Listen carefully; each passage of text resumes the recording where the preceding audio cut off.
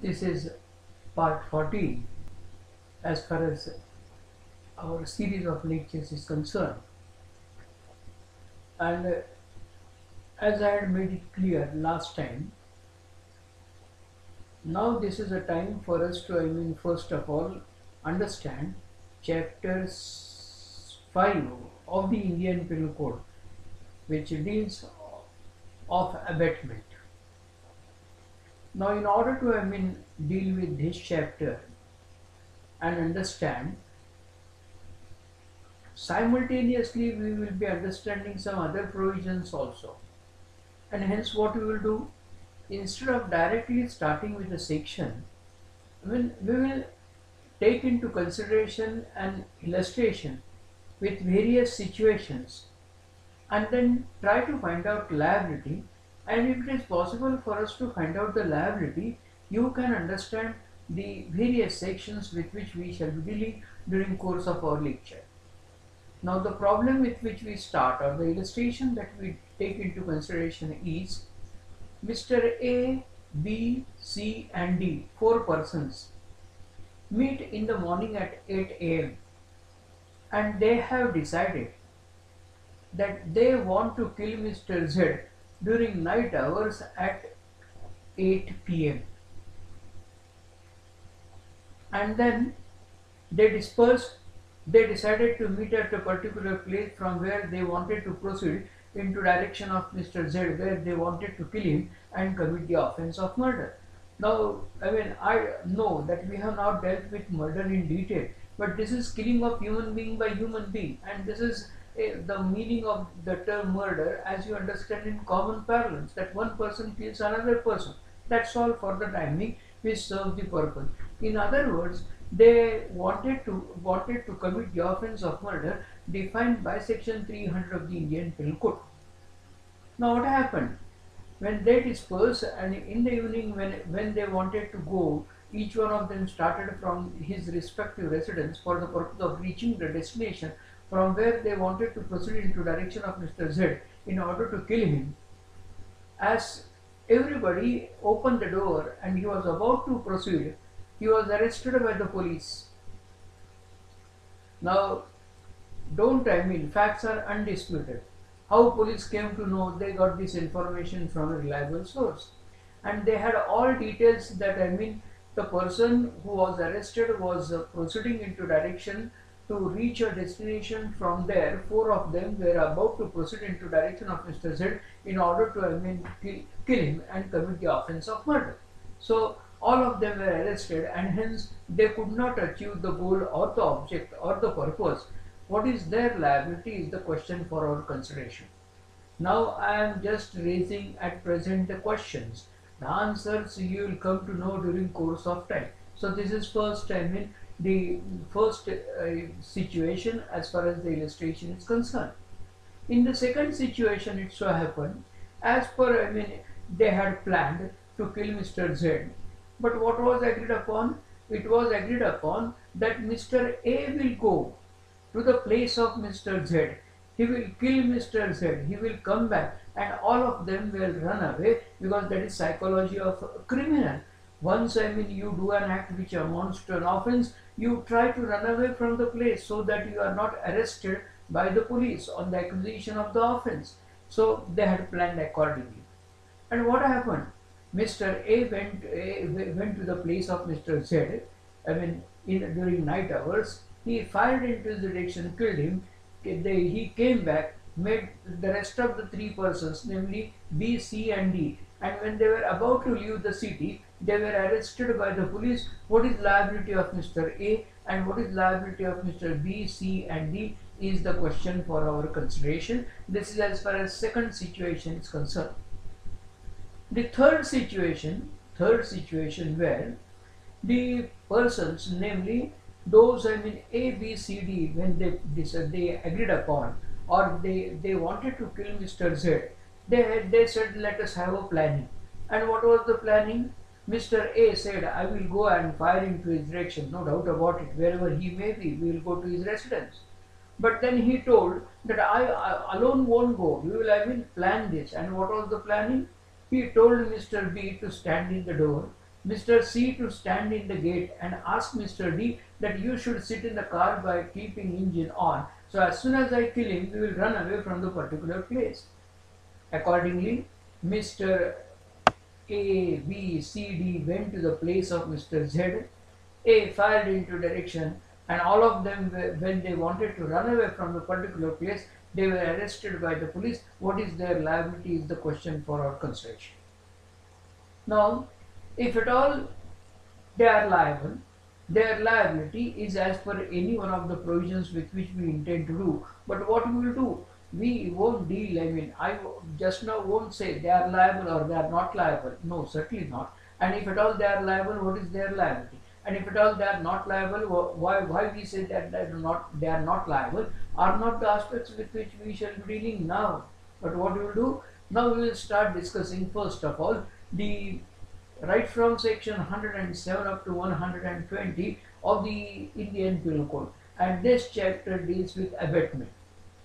Now the first thing that you have to learn regarding abatement is that abatement is not an offense.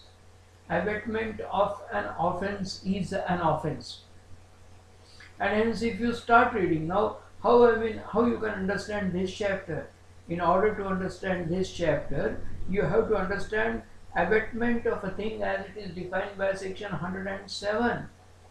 But then once you want to understand section 107, along with that it is must for you to know two explanations to the section, explanation 1 and explanation 2 as far as section 107 is concerned. With this now, we will try to understand who is an abettor, and in order to know who is an abettor, we will refer to section 108. But when we will deal with section 108 along with section 108, we will have to take into consideration 5 explanations to section 108. Then we will deal with section 108A, which deals with a situation where you can abet the offence beyond the territorial limits of India. So that is section 108A with which we shall be dealing. And then as soon as we finish with this, we shall straightway proceed to section 111, section 112, section 113 and section 114. And that will serve the purpose from the point of view of understanding the topic, namely abatement, with which we intend to do. For the simple reason, rest of the sections, they merely deal with the punishment. If the act abated has taken place, what is the quantum of the punishment that can be inflicted by the court of law? If the act abated does not take place, what is the liability? So this section, or you have abated for which offence? All these aspects are taken into consideration as far as the quantum of the punishment is concerned. And rest of the sections, yes, once you deal with the criminal procedure code, you come across only section whereby the punishment is laid down. Yes, a person is always charged as per section. Yes, that no doubt about it. But from the point of view of understanding the provisions of abatement of a thing, it's not necessary for you to understand it. It's not necessary for you to deal with the same. So that is the way in which it will be possible for us to minimize our burden instead of going through all the sections. Yes, those sections you can refer to, but have casual reading, nothing to explain. As you read the heading of the section, you will come to know and immediately what is the liability, and then the quantum of the punishment is laid down as far as the section is concerned. With which if at all it is necessary, we will deal. But otherwise, I don't think it's necessary for us to go through those provisions. Now, what section 107 says now? It says a person abets the doing of a thing. When a person abets the doing of a thing, who? First, instigates any person to do that thing, or secondly, engages with one or more other person or persons in any conspiracy for the doing of that thing, if an act or illegal omission takes place in pursuance of that conspiracy and in order to the doing of that thing. And thirdly, intentionally aids by any act or illegal omission the doing of that thing. In other words, in order to know abatement, you can classify this section by, and try to understand the ingredients, that there can be abetment by one, instigation, there can be abetment by what is known as conspiracy, and there can be abetment. What do you mean by abetment by intentional aid is made very clear as far as this section, namely section 107 is concerned. Now, and then if it happens, A instigates Mr. B to kill C. Now, if B kills Mr. C, B is principal offender. But if Mr. B would not have killed unless there would not have been instigation on the part of Mr. A, and hence what we say, A is a party to the crime. A is party to the offense. And what is the nature of the participation? A instigated Mr. B, and hence what we say, Mr. A has is what is known as an abettor, and he has abetted the offense of murder. In a case where A and B come together and decide, and as per which B goes and kills B, yes, is the principal offender. We call him offender in the first degree. Whereas what is liability of Mr. A? A is liable, and what he has done? He has abetted the offense of murder by what is known as an conspiracy. Now, in a case where B wanted to kill Mr. Z, and in order to kill Mr. Z, he wanted a revolver. So he went to the place of Mr. A, told him, give your revolver because I want to commit the offense of murder, and I will return as soon as the offense of murder is committed. And A gives the revolver, which is used by Mr. B for the purpose of killing Z or C, whoever may be the person. And then what is liability of Mr. A? Mr. B has committed the offense of murder, and Mr. A has abetted the offense of murder, and this abatement is by what is known as intentional aid. Now, what do you mean by instigation? And in order to understand what do you mean by instigation, first of all, we have to refer to explanation 1 to section 107. Then it is also necessary, in order to understand abetment by instigation, we have to consider first explanation to section 108, second explanation to section 108, third explanation to section 108, and then it is also necessary for us to deal with fourth explanation to section 108.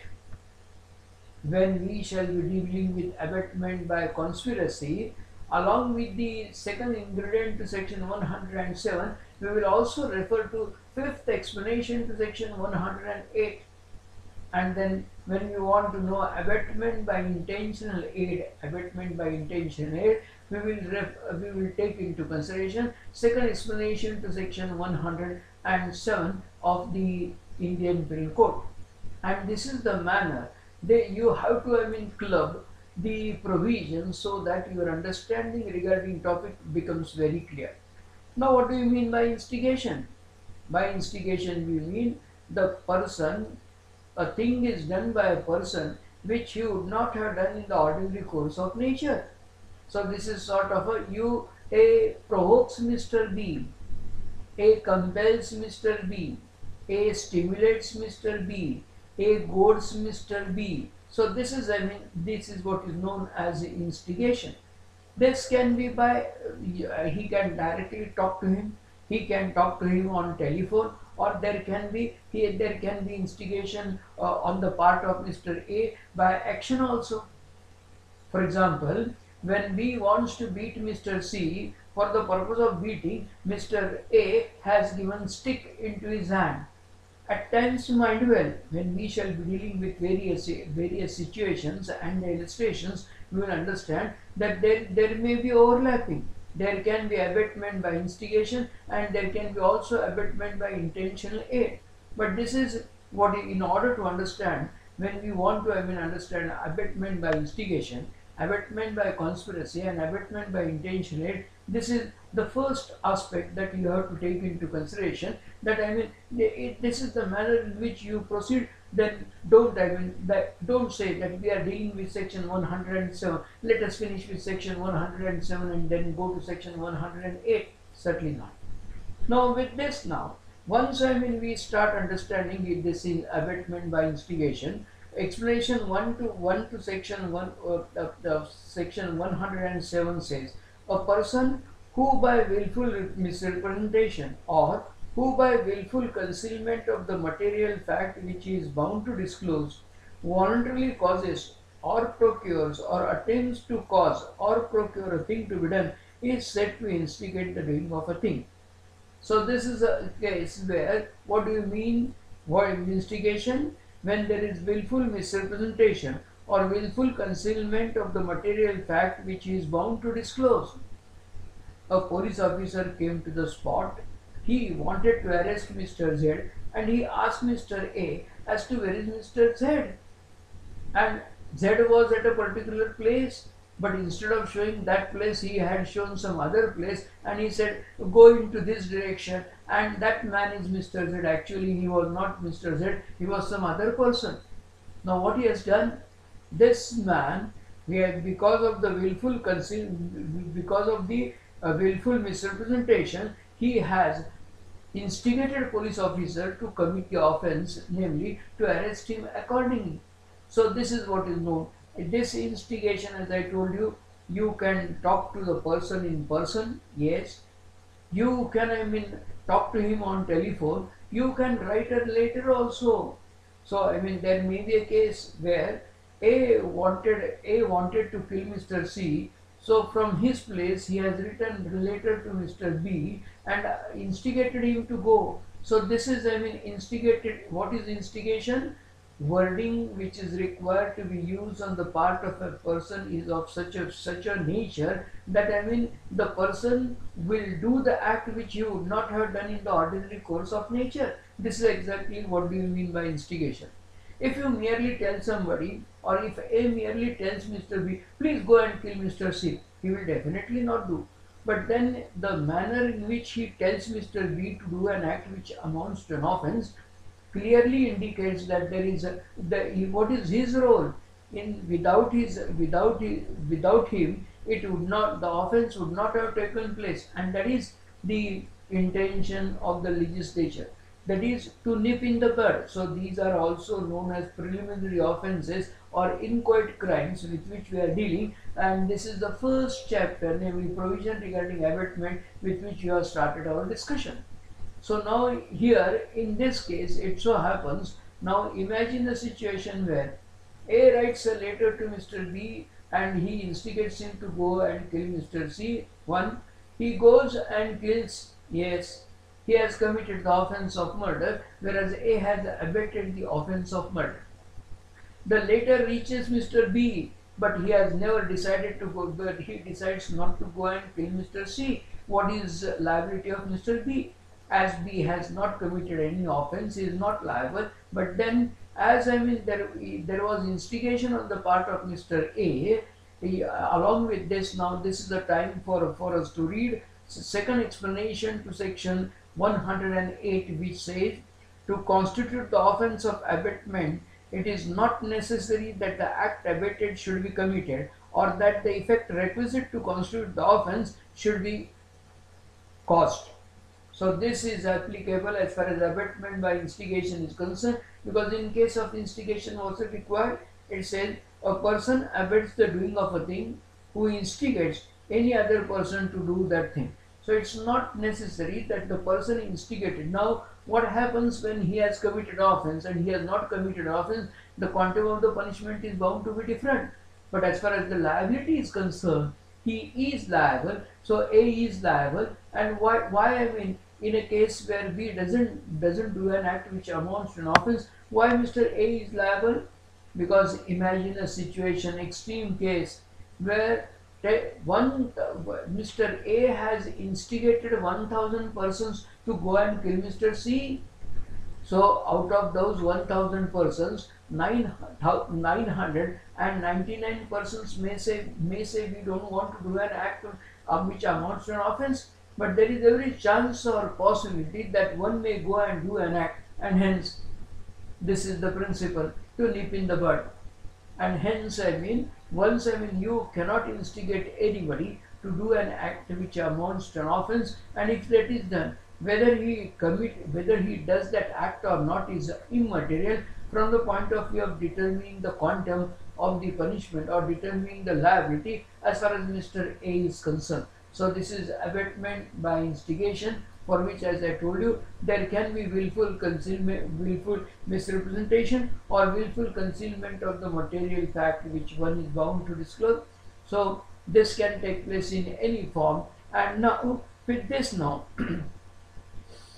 at times now it may happen that you instigate a person who is incapable of committing an offense.